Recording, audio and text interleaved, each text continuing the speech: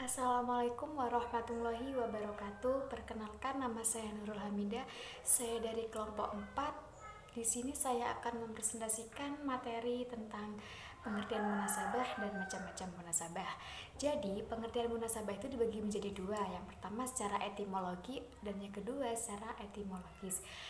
Yang pertama secara etimologi itu munasabah itu berasal dari masdar an-nasabu, berarti al-qorabah, dan orang Arab mengatakan fulan yunasibu fulanan fahuwa nasibu. Maksudnya qoribuhu, kata qorabah sendiri berarti dekat. Dan yang secara terminologis yang dimaksud dengan munasabah adalah mencari kedekatan, hubungan, kaitan antara satu ayat atau kelompok ayat dengan ayat atau kelompok ayat yang berdekatan. Setelah itu ada juga macam-macam munasabah. Macam-macam munasabah itu dibagi menjadi 5 macam. Yang pertama, ada munasabah antara satu ayat dengan kalimat sebelumnya. Yang kedua, munasabah antara satu ayat dengan ayat sesudahnya. Yang ketiga, ada munasabah antara kelompok ayat dengan ayat kelompok ayat sebelumnya. Yang keempat, ada munasabah antara ayat awal dengan surat akhir.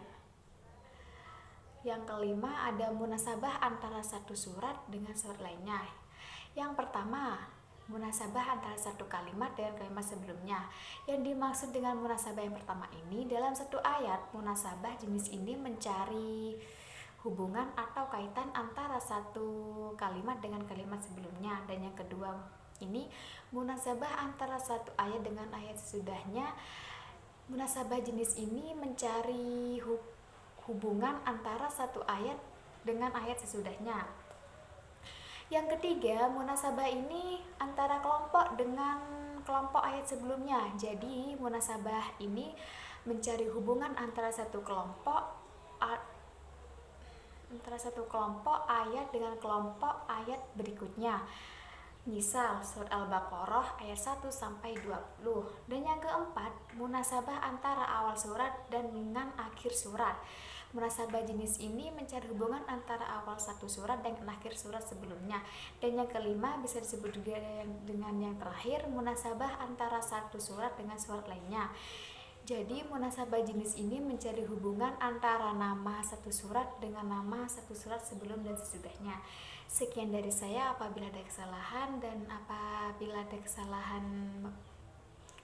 bicara, saya mohon maaf yang sebesar-besarnya.